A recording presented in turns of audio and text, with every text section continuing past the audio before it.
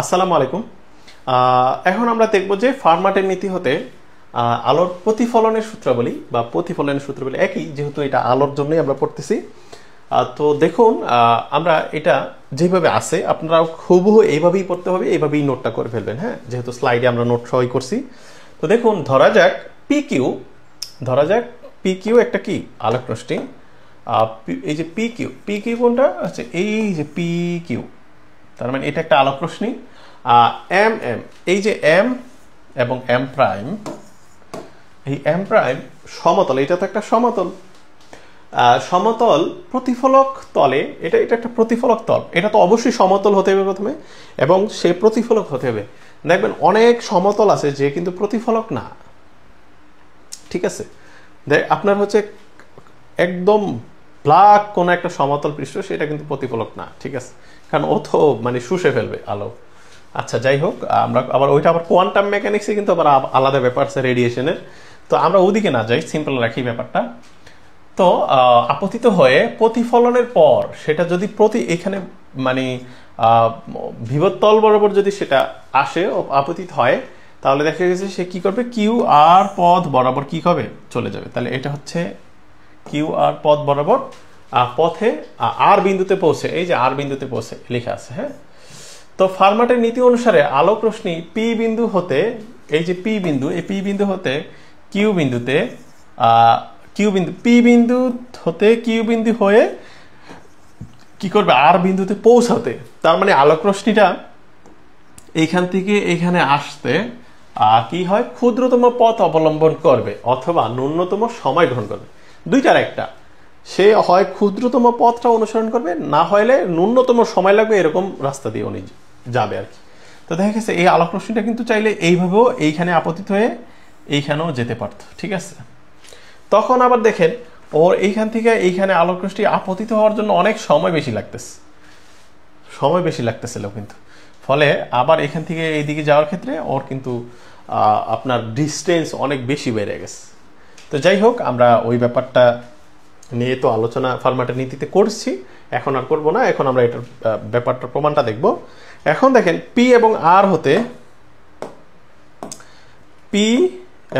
হতে কি হয়, এম প্রতিফলক তলের উপর পি এ, এই যে পি থেকে এ বিন্দুতে একটা কি টানবো, এবং এইখানে বি বিন্দুতে সেম একইভাবে আর থেকে বি বিন্দুতে লম্ব টানি, দুইটা লম্ব টানলাম। ঠিক আছে, ধরা যাক এ কিউ সমান সমান কত, এক্স। এই যে এ থেকে কিউর মান হচ্ছে এক্স, আর এ বি হচ্ছে ডি। এই যে এ থেকে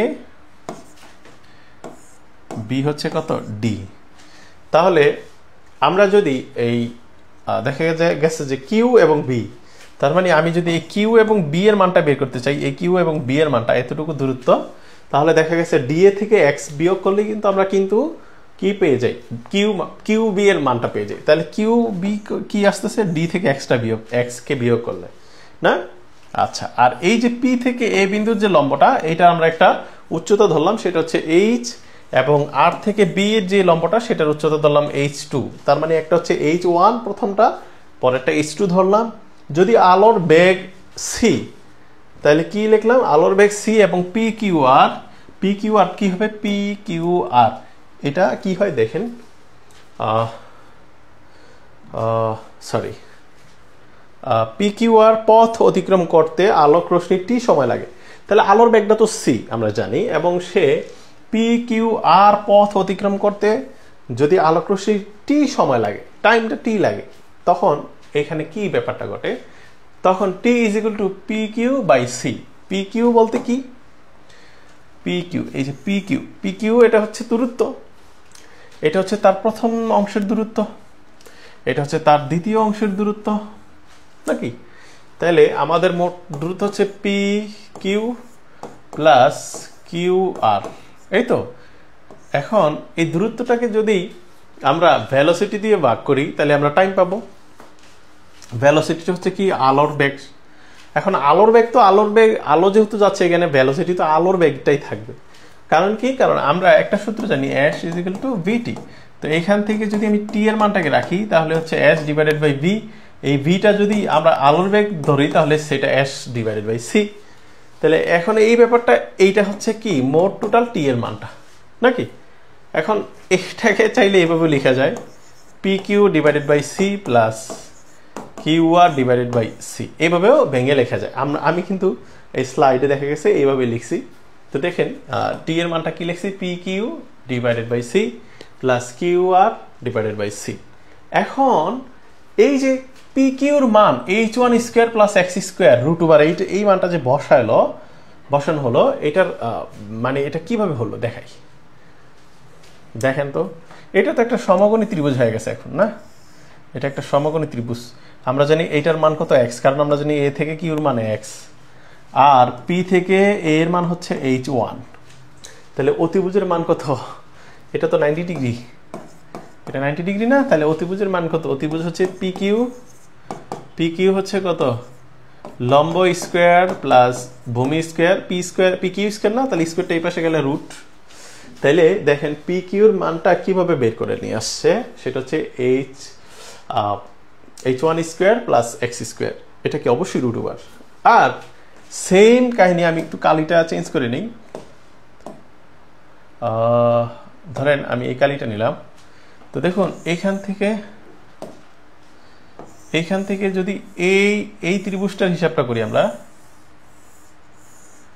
তখন আবার কি দেখব, তখন কিউবি এর মান কত আছে, কিউবি এর মান হচ্ছে ডি মাইনাস এক্স, মনে আছে এই যে কিউবি এর মান হচ্ছে ডি মাইনাস এক্স, এটা হচ্ছে তার কি লম্ব, আর অবশ্যই এটা হচ্ছে তার কি অতিভুজ। তাইলে এটা লম্ব পেয়ে গেলাম, তারপরে তার হচ্ছে ভূমি হচ্ছে h2, তাহলে অতিভুজ হচ্ছে কত কিউ আর। এই কিউ আরটাকে বের করতে হবে কিভাবে, Q R is equal to h2 square plus D minus X square, অবশ্যই কি দিতে হবে রুট ওভার দিতে হবে। তাইলে আমরা যেই জায়গায় পি কিউ পাবো সেখানে root over h1 square plus X square, আর যে জায়গায় কিউ আর পাবো সেই জায়গায় root over h square 2 plus D minus X square বসায় দিব।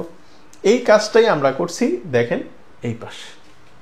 তাহলে এবার দেখেন এই জায়গাটুকু কি বুঝতে আর কোনো অসুবিধা হলো, নিচে তো অবশ্যই সি আছে উভয়ের জন্যই আলাদা আলাদা করে, আর উপরে যেটা হচ্ছে আমরা একটু আগে দেখলাম দুইটাকে সমকোণী ত্রিভুজের মতো চিন্তা করে সেটাই বসায় দেব। এখন দেখেন ফার্মাটের নীতি অনুসারে কি হয়, আর টি সময়ে ন্যূনতম হবে, কাজেই যেহেতু ফার্মাটের নীতি আমরা এখন অ্যাপ্লাই করবো এই জায়গাটাতে টি এর ভ্যালুটাতে, এই যে টি এর অংশটুকুতে, তো টি এর ভ্যালুটা তো অবশ্যই কি টাইমটা কি হতে হবে, ক্ষুদ্রতম সময় হয় ক্ষুদ্রতম পথ অথবা ক্ষুদ্রতম সময় নাকি। তাহলে ক্ষুদ্রতম সময় যেহেতু হতে হয়, আমরা জানি কি যে ফার্মাটের নীতি হচ্ছে ক্ষুদ্রতম সময় মানে তার ডেরিভেটিভ কত 0, তাহলে তার ডেরিভেটিভ, তাহলে টি এর জন্য হিসাবটা করবো, টি এর ডেরিভেটিভ আমরা নিতে হবে এক্স এর সাপেক্ষে নিলাম এবং তার মান কত 0 হতে হবে, তাইলেই সে কেবল কি ন্যূনতম হবে। তাহলে এখন টি এর ডিটি ডিএক্স মানে কি এই টোটাল মানটাকে কি করা ডেরিভেটিভ করা। এখন ব্যাপারটা দেখেন ডিডিটি ডিএক্স, এটা আসলে ব্যাপারটা এরকম যে ডিএক্স এর সাপেক্ষে প্রথমে হচ্ছে root over h1 square plus X square divided by C, এই এতটুকুর একটা হচ্ছে ডেরিভেটিভ, তারপরে আবার ধরেন প্লাস চিহ্ন দিয়ে আমি ওটা সাইডে লিখলাম, আবার DDX of root over h2 square plus D minus X square divided by C, এইটার আবার আরেকটা ডিফারেন্সিয়েট। তাহলে দুইটা আলাদা আলাদা ডিফারেন্সিয়েটের মান অঙ্ক করার পর ওনারা এই জায়গায় লেখাটা ঠিক আছে। তো আমি কি করব আপনাদের ডিফারেন্সিয়েটটা দেখাবো এবং এখানে একটা লাইন আমরা এই লাইনটা কম করব, যদিও স্লাইডে দেওয়া আছে, আমি স্লাইডেটা আমি দেখাই ভেঙে দিই আর কি, আমরা যেভাবে করবো সেটা ডাইরেক্ট এই অ্যান্সারটা চলে আসবে। তো দেখুন এই জায়গায় যদি আমি এটা ডিফারেন্সিয়েটটা করি, তো অবশ্যই সি একটা কি রাশি, সি একটা ধ্রুব রাশি, ও কিন্তু অটোমেটিক ডিফারেন্সিয়েটের বাইরে চলে আসছে।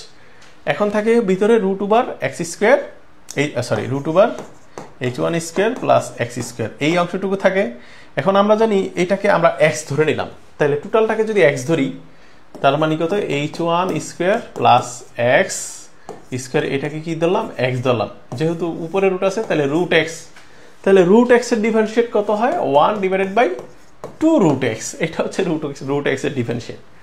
তাইলে আমরা বসাইলাম 1 divided by two root X বলতে কি আসবে, h1 square plus X square আসবে, এই তো। এখন এইটা হচ্ছে আমাদের প্রথম অংশের আমাদের ডিফারেন্সিয়েট। তো এই প্রথম অংশের ডিফারেন্সিয়েট তো আমরা শেষ হয় নাই এখনো, কারণ আমরা যাকে এক্স ধরতেছিলাম সে তো আসলে এক্স না, তার ভিতরেও কি আছে আবার আলাদা এক্স ভেরিয়েবল বা চলক রয়েছে। তাহলে সেই ভেরিয়েবল বা চলকটা কি এক্স স্কোয়ার না? তাহলে আবার আমরা দেখছি এইখানে যেহেতু h1 ওর জন্য এখন ধ্রুবক, কারণ কি আমরা ডিফারেন্সিয়েটটা এক্স এর সাপেক্ষে করতেছি, ফলে এক্স এর মানটাকেই ডিফারেন্সিয়েট করা যাবে।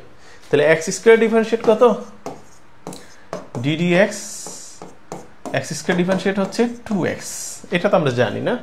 তাহলে 2x যদি হয় তাহলে আবার এখানে কি বসাতে হবে, 2x একটা এক্সট্রা করে আসবে। এবার দেখেন এই টু কাটা দিয়ে উপরে কি থাকে, এই 1 এর জায়গায় যদি আমি x লিখে দিই তাহলে ডাইরেক্ট হয়ে গেল। তাহলে এইটা হচ্ছে আমাদের মূলত এই ডিফারেন্সিয়েটের মানটা, ঠিক আছে। তার মানে কি সেটা হবে C x divided by C root over h1 plus X, মানে h1 square plus X square. তাহলে দেখেন প্রথমটা কি হচ্ছে, x উপরে x আসতেছে, নিচে কি আসতেছে root over h1 square plus X square. এটা কিন্তু চলে আসলো, আমি আগেই বলছি আমরা এটার সাথে কিন্তু মিলবে না, ঠিক আছে, কারণ এইখানে দেখেন 2 আছে আর আমরা কিন্তু 2টা কেটে দিছি, কাটাকাটি করে দিছি, হ্যাঁ। আচ্ছা, তো 2টা কাটাকাটি চলে যায়, কারণ কি, কারণ দেখেন এইটা যদি আপনার এই মাইনাসটাকে যদি এই সমীকরণের এই পাশে নিয়ে আসি, বা এই মাইনাসটাকে সমীকরণের ওই পাশে নিয়ে নিলে উভয় পক্ষে কি হয়, 2 আছে, তাহলে এই দুই উভয় পক্ষ থেকে কাটা, এই সি উভয় পক্ষ থেকে কাটা যায়, তখন কিন্তু আবার এই লাইনটাই চলে আসে আর কি, ঠিক আছে। তো আমি নিচের লাইনটাই আর কি মিলিয়ে দেখাইতেছি আপনাদের। তাহলে একটা মিললো, এখন আমাদের সি আছে, তাহলে এই সিটা আমি আপাতত বাদ দিলাম, কারণ আমাদের ডান পক্ষে যখন সি চলে আসবে তখন আপনারা বুঝতে পারতেছেন উভয় পক্ষ থেকে সি কাটা যাবে। তো এখন যখন আমি আবার এইটার হিসাবটা করব, তখন আবার দেখাই আপনাদের যে এইটার হিসাবটা করলে কি হয়।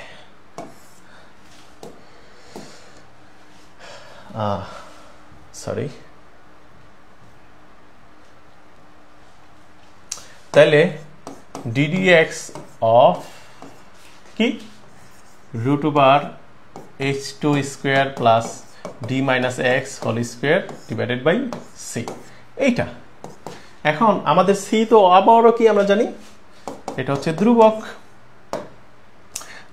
রুট এক্স এর ই ডিফারেন্সিয়েট হচ্ছে কত, 2 root h2 square plus d minus X square. আর যেহেতু আমার এক্স এর ভ্যালু এইটার মধ্যে আছে, ফলে ওকে আমাকে কি করতে হবে, d মাইনাস এক্স স্কোয়ারকে আবার ডিফারেন্সিয়েট করতে হবে কার, এক্স এর সাপেক্ষে।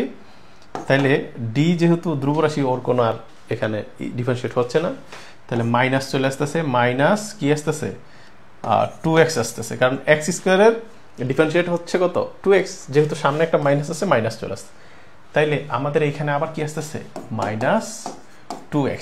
তাহলে এইবার এই 2 কাটা গেলে সেম আগের মতোই কি আসতেছে, minus X divided by C root over h2 square plus D minus X square, ঠিক আছে, এইটা আসতেছে, ঠিক আছে। তাহলে এখন দেখেন এইটা আসার কারণে আমরা আসলে দেখতে পাচ্ছি যে আমাদের মূলত এই যেই মানটা, এইটাকে যখন আমরা ডিফারেন্সিয়েট করছি, দুইটা আলাদা আলাদা ডিফারেন্সিয়েট করার পরে আমাদের এইরকম দুইটা মান আসতেছে। সেটা কি কি, তাহলে আমি টোটালটা লিখি X divided by C root over h1 square plus X square একটা মান আসতেছে, মাইনাস এক্স ডিভাইডেড বাই কি আসতেছে C root over h2 square plus D minus X square equals to কত 0। এইরকম আসতেছে আমাদের মানটা, ঠিক আছে। কোথা থেকে, এই লাইনটা থেকে আমাদের সমান সমান এই লাইনটা আসতেছে, টি এর মানটাকে আর কি বসানোর পরে। তো এখন এইখান থেকে কি হবে, এই শূন্য যেহেতু আছে ওই পাশে, তাহলে আমরা একটা কাজ করি, X divided by C root over h1 square plus X square, এটা করে দিলাম। এই মাইনাসের মানটা ওই পাশে গেলে প্লাস হয়ে গেল, ঠিক আছে। তাহলে সেটা হলো কি X divided by C root over h2 square plus D minus X square, এটা হয়ে গেল। এইবার এই উপপক্ষ থেকে সি কাটা দিয়ে দিতে পারি আমরা চাইলে। আচ্ছা দুঃখিত, এইখানে তো হচ্ছে এক্স আসবে না, এইখানে এক্স আসবে না, সেটা আমি একটা মিস্টেক করছি। এইখানে হবে আমাদের এই যে ডি ডি এক্স, এটাকে যদি ডি মাইনাস এক্সকে আমরা স্কোয়ার করি, এই অংশটাকে স্কোয়ার করি, তাহলে এই টোটালটাকে আমার কি ধরতে হবে? এই টোটালটাকে হচ্ছে আমাকে ধরতে হবে এক্স। তাহলে টু ডি মাইনাস এক্স, আর এক্সকে যদি এক্সের সাপেক্ষে করি সেটা হয়ে যাবে 1। তাহলে আমাদের আলটিমেটলি এটা হবে টু ডি মাইনাস এক্স। এখানে রেজাল্টটা কি হবে? Two D minus X. এখানে হবে two D minus X, two into D minus X. এখন এই যে এইখানে সরি, এই যে এখানে two into D minus X, এইটা হবে। এই টু টু কাটা গেলে এই টুটা আর থাকে না, ঠিক আছে? তাইলে আমি এই টুটা বাদ দিয়ে দিলাম এখন। তাহলে এতটুকু থাকে, ঠিক আছে? তাহলে এই জায়গায় আসলে এক্স থাকবে না, এই জায়গায় থাকবে না এক্সটা। মূলত কি হবে? মূলত এখানে হবে ডি মাইনাস এক্স।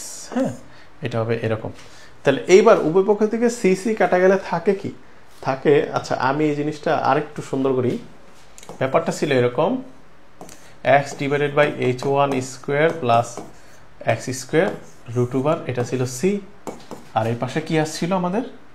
এই পাশে আমাদের আসছিল হচ্ছে D minus X divided by C root over H two square plus D minus X square, ঠিক আছে? এটা ছিল এইরকম, ঠিক আছে? কারণ মাইনাস আসছিল, এই যে মাইনাস, হ্যাঁ, ব্যাপারটা এরকম ছিল, ইকুয়ালস টু 0। কারণ কি? কারণ আমরা জানি যে এই ডেরিভেটিভ যদি শূন্য হয় তাহলে এটা হবে ন্যূনতম পদ বা ন্যূনতম সময় অতিক্রম করবে। তো টি এর মানটা বসায় যদি ব্যবকলনটা করি এটার ফলাফল আসে। এখন এখানে যদি ব্যাপারটা এরকম হয়ে যায়, C root over H one square plus X square, এই মাইনাস টু পাশে গেলে প্লাস হয়ে গেল D minus X divided by কত? C root over H two square plus D minus X square, ঠিক আছে? এই তো ব্যাপারটা। এখন উভয় পক্ষ থেকে সি সি কেটে দেন, তাহলে কি থাকতেছে ultimately? X divided by root over H one square plus H square, আর এখানে থাকতেছে কত? D minus X divided by root over H two square plus D minus X square. এই তো এটা থাকতেছে উভয় পক্ষে। এখন দেখেন এইটা যদি থাকে তাইলে আমরা কি লিখতে পারি? আমরা কি লিখতে পারি? এই যে আমাদের এইখানে তো আমরা জানি কি এক্স, এটা হচ্ছে আমাদের লম্ব, এটা হচ্ছে আমাদের অতিভুজ। অতিভুজ হচ্ছে H one square plus X square, এটা হচ্ছে অতিভুজের মান রুট ওভার। এখন আমাদের অঙ্কের ফলাফলে কি আসছে? এক্স ডিভাইডেড বাই রুট ওভারের মানটা। তাহলে এক্স ডিভাইডেড বাই রুট ওভারের মান কোনটা? এইটা হচ্ছে ভূমি। এটা কি? ভূমি। এটা হচ্ছে ভূমি, এটা হচ্ছে অতিভুজ। তাহলে এটা হচ্ছে থিটা কোণ। ভূমির সাথে অতিভুজের যদি আমি কোণের হিসাব করি তাহলে ভূমি অতিভুজ নাকি? আচ্ছা, তো এটা যদি হয় তাহলে আমরা এখন বলতে পারি না, সরি, এটা সম্ভবত লম্ব হবে মনে হয়, দেখি, কিউপিএ সাইন কিউপিএ। আচ্ছা সরি, কোণ যদি এখন এইটা ধরি, এইটা যদি কোণটা ধরি, পি কোণটা ধরলে আমাদের হচ্ছে H one square plus X square root over. তাহলে পি কোণ ধরলে হচ্ছে আমাদের কি লম্ব এবং অতিভুজের সাথে সম্পর্ক করতে হয় কাকে দিয়ে? সাইন থিটা দিয়ে। তাহলে sine theta is equal two কত? লম্ব বাই অতিভুজ। তাহলে আমাদের হচ্ছে এইখানে, সরি, এইটা হচ্ছে আমাদের লম্ব, তো এইটা না, এটা হচ্ছে আমাদের, এইটা হবে ভূমি, এটা হবে লম্ব আর কি, সরি, এইচ হবে ভূমি, ঠিক আছে? যেহেতু কোণটা তো এই পাশের সাথে আমাদের গঠন করতেছে, কেন? খেয়াল করে, আমাদের আলোক রশ্মি এটা যদি হয় সমতল, একটা আলোক রশ্মি তো এই পাশে এইভাবে আইসা পড়তেছে না, ওইটা তো ওই এইভাবে যাচ্ছে। তাইলে আলটিমেটলি কোণটা কোথার সাথে সৃষ্টি হয়? কোণ সৃষ্টি হয় এই যে বিভেদ তল, অথবা এই জায়গায় যদি একটা অবিলম্ব আঁকতাম এটার সাথে, ঠিক আছে? তাহলে এইখানে যেহেতু থিটাটা সৃষ্টি হয়েছে, ফলে আমাদের যেহেতু এইটার সাথে থিটাটা সৃষ্টি হয়েছে, তো আমরা যেহেতু এটার সাথে হিসাব করতেছি, ফলে আমরা বলতে পারি যে আমাদের এইটা হচ্ছে কি লম্ব। এইটা যদি আমরা লম্ব ধরি, তাহলে দেখুন ব্যাপারটা কি হয়, সাইন থিটা মানে কি লম্ব বাই অতিভুজ। তাহলে লম্ব হচ্ছে এক্স, এই এক্স কে আমরা অতিভুজ দ্বারা ভাগ করব। তাহলে এক্স ডিভাইডেড বাই কত, √h1 square plus x square, এটা ঠিক আছে। তো এখন দেখেন এই জায়গায়, আচ্ছা আমি মনে হয় একটু মিস্টেক করে ফেলতেছি কোথাও জানি, আমি আবার একটু চেক করি। হ্যাঁ, এখানে কিউপিএ, আমার বইটা একটু খেয়াল করি এখানে কি সঠিক নেওয়া হয়েছে কিনা। হ্যাঁ, কিউপিএ, তাইলে এটা হচ্ছে সাইন কিউপিএ সাইন কিউআরভি, সাইন কিউআরভি। ওকে, থিটার মানটা ঠিক আছে, নেওয়া ঠিক আছে। তো তার মানে থিটার মানটা যেহেতু ঠিক আছে, তাইলে আমাদের মান কিন্তু নেওয়া হচ্ছে এই পাশ থেকে, এইটা নেওয়া হচ্ছে, আবার এটা হচ্ছে ডি মাইনাস এক্স, এই দুইটা মানকে আমাদের ধরা হচ্ছে। তো এই দুইটা মানকে যদি ধরা হয়, আচ্ছা এই দুইটা মানকে যদি ধরা হয়, তাহলে আমাদের হচ্ছে এইটা হচ্ছে থিটা যদি ধরি, ঠিক আছে। আমি তখন হয়তো মানে ঠিক মতো বুঝাতে পারিনি, এখন খেয়াল করুন, এটা যদি থিটা হয়, এটা ধরলাম থিটা, তাহলে এখন দেখেন এটা হচ্ছে আমাদের কত সাইন, এটা হচ্ছে অতিভুজ,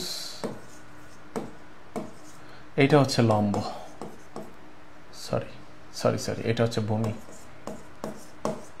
এটা হচ্ছে কি লম্ব। কারণ আপনি থিটা যেই জায়গায় ধরবেন, সেটা অতিভুজ বাদ দিয়ে যে অংশটা থাকবে সেটা অলওয়েজ ভূমি। এটা হচ্ছে ত্রিকোণমিতিক এটা হচ্ছে সমকোণী ত্রিভুজের বৈশিষ্ট্য। আপনি যেই জায়গায় থিটাটা কল্পনা করবেন, সেই জায়গায় কি হবে, আপনার অলওয়েজ অতিভুজ বাদ দিয়ে ভূমি থাকবে। এখন থিটাটা আমি এই পাশে ধরতে বলছিলাম, এটা হচ্ছে আমার একটা মিস্টেক, কারণ থিটা তো এই পাশে ধরা হবে না। কেন থিটা এই পাশে ধরা হবে না, দেখুন আবার আমি দেখাই। এটা যদি বিভেদ তল হয়, তাহলে এখান থেকে যখন একটা আলোক রশ্মি এই পাশে পড়তেছে, সেইভাবে কিন্তু প্রতিফলিত হচ্ছে। তাহলে এটার থিটাটা কিভাবে, মানে কোনটা আমরা কত ডিগ্রি কোণে আপতিত হলে এটা ধরি, এটা হচ্ছে অভিলম্বের সাপেক্ষে ধরতে হয়, অভিলম্বের। তাহলে অভিলম্বের সাপেক্ষে ধরলাম, এটা হচ্ছে যদি হয় থিটা, অভিলম্বের সাপেক্ষে। এখন আমি যেহেতু এইটার থেকেও আবার একটা লম্ব আঁকতেছি, ফলে আমার কিন্তু এই যে এই কোণটা কার সমান হবে, এই থিটার সমান হবে, এটা হবে থিটার সমান। মনে আছে আমরা জ্যামিতি ছোটবেলায় পড়ছিলাম, দুইটা সমান্তরাল রেখা যদি এভাবে যায়, তাদের যে কোনো একটা মাঝখান দিয়ে যদি একটা রেখা ছেদ করে, তাহলে তাদের এই দুইটা কোণ কিন্তু পরস্পর কি থাকে, সমান থাকে। তো এই দুইটা কোণের কনসেপ্ট থেকে, এই কোণের কনসেপ্ট থেকে থিটা থেকে এইখানে থিটাটা ধরা হচ্ছে। এবার বোঝা গেল, মানে ব্যাপারটা একটু জটিল ছিল মনে হয় প্রথম দিকে। তো তাইলে যেহেতু থিটা আমরা এই জায়গায় ধরছি, তাহলে ভূমি তো অলওয়েজ এইচ এর মানটা ভূমি, আর এই লম্বের মানটা কত এক্স, আর অতিভুজের মানটা তো আমাদের মনে আছে h1 square plus x square √r। তাইলে লম্ব বাই অতিভুজ হচ্ছে কার মান, সাইন থিটার মান। সাইন থিটা সমান সমান কি, লম্ব বাই অতিভুজ। হ্যাঁ, অতি লিখলাম, তাহলে সাইনের সাইন লিখলাম, আর থিটা বলতে আসলে কি, কিউপিএ। তাহলে কোণ কিউপিএ, এটা হচ্ছে থিটা। আর লম্বর মান বলতে লম্ব হচ্ছে আমাদের এক্স ডিভাইডেড বাই, এখন কি হয়ে গেল এক্স, আর অতিভুজ হচ্ছে কি √h1 square plus x square. তার মানে X divided by √h1 square plus X স্কয়ারকে আমরা কি লিখতে পারবো, সাইন কিউপিএ। বুঝা গেছে? সেম একইভাবে এইটার জায়গায় এক্স এর জায়গায় উপরে শুধু কি থাকবে, ডি মাইনাস এক্স থাকবে, আর এই জায়গায় √r কি থাকবে, h2 square plus D minus x square. এটা হবে অতিভুজ, এটা হবে লম্ব, আর এটা হচ্ছে কি ভূমি। তাহলে সেম ওইটার জন্য আমরা কি লিখতে পারবো, সাইন কিউআরভি। সাইন কিউআরভি সমান সমান কি, এই যে ডি মাইনাস এক্স হবে উপরে, আর নিচে হবে এই মানটা। ঠিক আছে? তাহলে এখন এই জন্যই দেখেন এইখানে কি লিখছে, এইখানে এইটার জন্য লিখছে কি সাইন কিউ পি এ। কিভাবে হলো আমি তো একটু আগে ব্যাখ্যা করে আসলাম। আর এটার জন্য কি আসছে সাইন কিউ আর ভি। ঠিক আছে, তাহলে এতটুকু আশা করি এখন আপনারা বুঝে ফেলছেন, যেহেতু ওই জায়গায় একটু জটিলতা লেগে গেছিল। তো এখন এই উভয় পক্ষ থেকে সাইন সাইন যদি বাদ দিয়ে দেন, সাইন সাইন বাদ, তাহলে দুইটা কোণ থেকে যায়। এখন এই যে দুইটা কোণ অর্থাৎ আপতন কোণ এবং প্রতিফলন কোণ কি সমান, এটাই প্রতিফলনের দ্বিতীয় সূত্র। আমরা জানি যে প্রতিফলনের দ্বিতীয় সূত্র কি, আপতন কোণ এবং প্রতিফলন কোণ দুইটা অলওয়েজ কি থাকবে, সমান থাকবে। অর্থাৎ আই আপতন কোণ এবং প্রতিফলন কোণ আর সমান থাকবে, এটা হচ্ছে সূত্র। কিন্তু নিচে আবার আরেকটা লাইন লেখা আছে, সেটা হচ্ছে পি কিউ এন। খেয়াল করেন P Q N, P Q N, P Q N বলতে পি কিউ এন।